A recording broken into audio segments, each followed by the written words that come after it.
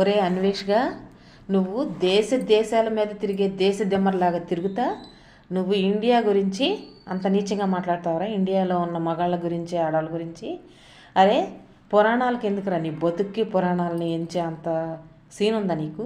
నీ బతుక్కి గరికపాటి గారిని అంటావు నువ్వు. ఆయన ఎక్కడ, నువ్వెక్కడరా? నక్కకే నాగలోక అనుకున్నంత ఉంది. ఆయన్ని పట్టుకొని అంతంత బూతులు, పచ్చి బూతులు, బేవర్స మాటలు మాట్లాడతావా నువ్వు? ఏంటి థాయిలాండ్ క్లీన్గా ఉంటుందా? అది ఎంత దేశం? మన ఈ ఉమ్మడి రాష్ట్రం ఉన్నంత దేశం. ఆ దేశంతో పోలుతావు క్లీనింగ్కిను. అదంట పెద్ద డెవలప్ దేశం అంట.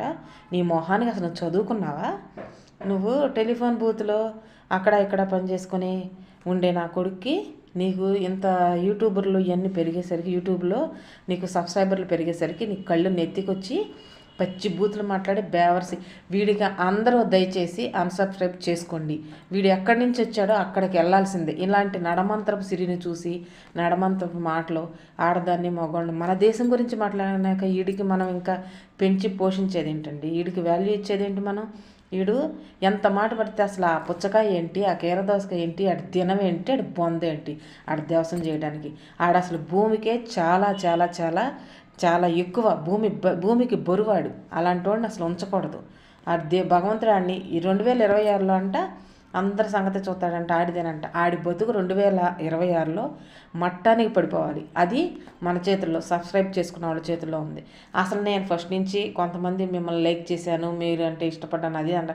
నాకు ఫస్ట్ నుంచి ఆడి వీడియోలన్నా, ఆడి మాట తీరన్నా నాకు ఇష్టం ఉండదండి. అసలు ఆ దేశాలమ్మట వెళ్తాం, అమ్మాయిని చూపెడతాం, ఎంత వరస్ట్గా ఉంది. వీడు చూశాడా సీతమ్మ వారిని, ద్రౌపది దేవిని రేప్ చేశారా? మన పురాణాల్లోకి వెళ్ళి మన సీతమ్మ వారిని, మన ద్రౌపది దేవిని అంతంత మాటలు వీడు చూశాడా? ఎదవన్నారు ఎదవా?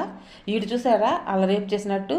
అసలు ఆ మాట అనడానికి భగవంతుడితో మాట్లాడుతున్నాము, భగవంతుడి విషయం మాట్లాడుతున్నాము అనే ఫీలింగు, అసలు ఆ ఇది ఉందా, స్పృహ ఉందా ఆడికి? మనుషుల్ని అన్నట్టు అంటాడా వాడు దేవుళ్ళని పట్టుకొని? అలాంటి వాడిని ఇంకా మనం భరించడం అవసరం అంటారా? మీరే ఆలోచించండి. వాడిని అన్సబ్స్క్రైబ్ చేసి ఎక్కడి నుంచి వచ్చాడో అక్కడ నిలబెట్టే బాధ్యత మనందరికీ ఉందని ఒకసారి ఆలోచించండి.